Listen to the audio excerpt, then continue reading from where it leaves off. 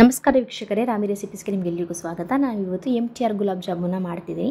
ಬನ್ನಿ ಹೇಗೆ ಮಾಡೋದು ಅಂತ ನೋಡ್ಕೊಂಬರೋಣ. ಮೊದಲಿಗೆ ನಾನು ಗುಲಾಬ್ ಜಾಮೂನ್ ಪ್ಯಾಕೆಟ್ನ ತಗೊಂಡು ಒಂದು ಕಾಫಿ ಲೋಟದಷ್ಟು ಹಾಲನ್ನ ತಗೊಂಡು ಇದನ್ನು ಮಿಕ್ಸ್ ಮಾಡಿ ಇಟ್ಕೊಂಡಿದ್ದೀನಿ. ಹಾಲು ಅಥವಾ ನೀರನ್ನು ಸೇರಿಸ್ಕೋಬೋದು.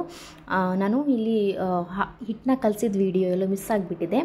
ಏನಿಲ್ಲ, ಒಂದು ಕಾಫಿ ಲೋಟದ ಹಾಲಿಗೆ ನೆನೆಸ್ಕೊಂಡಿದ್ದು ಇಷ್ಟು ಹಾಲು ಉಳಿದಿದೆ. ಸ್ವಲ್ಪ ರಫಾಗಿ ಇದನ್ನು ಮಿಕ್ಸ್ ಮಾಡಿ ಇಟ್ಕೊಳ್ಳಿ. ನಾದೋದು ಒತ್ತೋದೆಲ್ಲ ಮಾಡೋಕ್ಕೆ ಹೋಗಬೇಡಿ. ಇವಾಗ 5 ನಿಮಿಷ ರೆಸ್ಟ್ ಆಗಿದೆ ಹಿಟ್ಟು. ಇವಾಗ ಒಂದು ಬೌಲಿಗೆ 1 ಟೇಬಲ್ ಸ್ಪೂನಷ್ಟು ತುಪ್ಪ ಇಲ್ಲಾಂದರೆ ಎಣ್ಣೆನ ಹಾಕ್ಕೊಂಡು ಕೈಗೆ ಚೆನ್ನಾಗಿ ಸವರ್ಕೋಬೇಕಾಗತ್ತೆ. ನಿಮಗೆ ಯಾವ ರೀತಿ ಬೇಕೋ ಆ ರೀತಿ ಸೈಜಲ್ಲಿ ಉಂಡೆನ ಮಾಡ್ಕೊಳ್ಳಿ. ಆದಷ್ಟು ಸ್ವಲ್ಪ ಚಿಕ್ಕದೇ ಮಾಡ್ಕೊಳ್ಳಿ, ಯಾಕಂದರೆ ಅದು ಪಾಕ ಹೀರಾದಮೇಲೆ ಡಬಲ್ ಸೈಜ್ ಆಗಿಬಿಡುತ್ತೆ. ಸ್ವಲ್ಪ ನನಗೆ ಈ ಒಂದು ಹದದಲ್ಲಿ ನಾನು ಈ ಒಂದು ಅಳತೆಯಲ್ಲಿ ಉಂಡೆನ ಮಾಡ್ಕೋತಿದ್ದೀನಿ. ಸುಮಾರು 25ರಿಂದ 30 ಉಂಡೆಗಳಾಗಿತ್ತು. ಇವಾಗ ಎಲ್ಲ ಉಂಡೆಗಳನ್ನ ಇದೇ ರೀತಿ ನಾನು ಮಾಡ್ಕೊಂಡಿದ್ದೀನಿ. ಪಾಕ ಮಾಡೋದು ಹೇಗಂತ ನೋಡೋಣ. 1 ಬೌಲಷ್ಟು ಹಿಟ್ಟಿಗೆ 1 ಬೌಲಷ್ಟು ಸಕ್ಕರೆ ಹಾಕ್ತಿದ್ದೀನಿ. ಹಾಗೆ ಅದೇ ಬೌಲಲ್ಲಿ 1.5 ಬೌಲಷ್ಟು ನೀರನ್ನ ಹಾಕ್ತಿದ್ದೀನಿ. ನೀರು ಸ್ವಲ್ಪ ಜಾಸ್ತಿ, ಅಂದರೆ ಒಂದು ಅರ್ಧ ಬೌಲಷ್ಟು ನೀರನ್ನ ಜಾಸ್ತಿ ಸೇರಿಸ್ತೀನಿ. ಪಾಕ ತಿಕ್ಕಾಗಿಬಿಟ್ರೆ ಜಾಮೂನ್ ಪಾಕನ ಹೀರ್ಕೊಳ್ಳಲ್ಲ. ಸ್ವಲ್ಪ ನೀರಿನ ಹತ್ರ ಇದ್ರೇ ಅದು ಜಾಸ್ತಿ ಜ್ಯೂಸಿಯಾಗಿ ಬರುತ್ತೆ.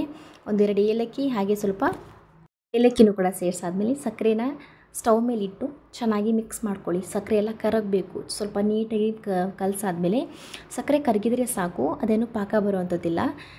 ಇವಾಗ ಈ ಕಡೆ ನಾನು ಇವಾಗ ಜಾಮೂನ ಫ್ರೈ ಮಾಡ್ಕೊತಿದ್ದೀನಿ. ಎಣ್ಣೆ ಚೆನ್ನಾಗಿ ಬಿಸಿ ಆದಮೇಲೆ ಜಾಮೂನ ಹಾಕಿ ನೀಟಾಗಿ ನಾನು ಫ್ರೈ ಮಾಡ್ಕೊತಿದ್ದೀನಿ.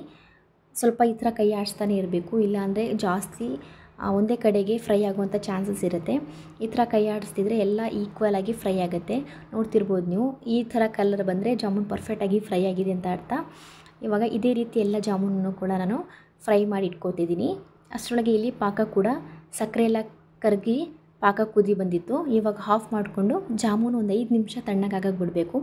ಒಂದು ಜಾಮೂನು ಬಿಸಿ ಇರಬೇಕು, ಇಲ್ಲಾಂದರೆ ಪಾಕ ತಣ್ಣಗಿರಬೇಕು. ಇಲ್ಲ ಪಾಕ ಬಿಸಿ ಇರಬೇಕು, ಜಾಮೂನು ತಣ್ಣಗಿರಬೇಕು. ಎರಡು ಬಿಸಿದನ್ನೇ ಹಾಕಿಬಿಟ್ರೆ ಅಷ್ಟು ಚೆನ್ನಾಗಿ ಬರಲ್ಲ. ಎಲ್ಲ ಜಾಮೂನೆಲ್ಲ ಹೊಡೆದೋಗುವಂಥ ಚಾನ್ಸಸ್ ಇರುತ್ತೆ. ಎಲ್ಲ ಜಾಮೂನ ಸೇರಿಸಾದ್ಮೇಲೆ ಬಿಸಿ ಪಾಕಕ್ಕೆ ಹಾಕಿದ್ದೀನಿ.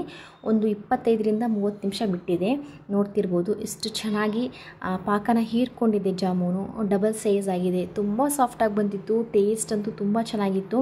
ಸಕ್ಕರೆ ಅಳತೆ ಎಲ್ಲ ತುಂಬ ಕರೆಕ್ಟಾಗಿತ್ತು. ಎಷ್ಟು ಪರ್ಫೆಕ್ಟಾಗಿ ಸ್ವೀಟ್ ಇತ್ತು.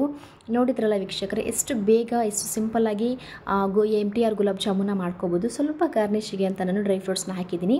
ತುಂಬ ಸಾಫ್ಟ್, ಅಂದರೆ ತುಂಬ ಸಾಫ್ಟಾಗಿ ಬಂದಿತ್ತು. ಒಂದ್ಸರಿ ಟ್ರೈ ಮಾಡಿ ನೋಡಿ. ಈ ಒಂದು ಮೆಥಡಲ್ಲಿ ಎಲ್ರಿಗೂ ಇಷ್ಟ ಆಗುತ್ತೆ. ನೋಡಿ ಎಷ್ಟು ಚೆನ್ನಾಗಿ ಪಾಕನ ಹಿರ್ಕೊಂಡು ಇದೆ. ಈ ವಿಡಿಯೋ ನಿಮಗೆಲ್ಲರಿಗೂ ಇಷ್ಟ ಆದರೆ ವಿಡಿಯೋನ ಲೈಕ್ ಮಾಡಿ, ಕಮೆಂಟ್ ಮಾಡಿ, ಸಬ್ಸ್ಕ್ರೈಬ್ ಮಾಡ್ಕೊಂಡು ನೋಡಿ.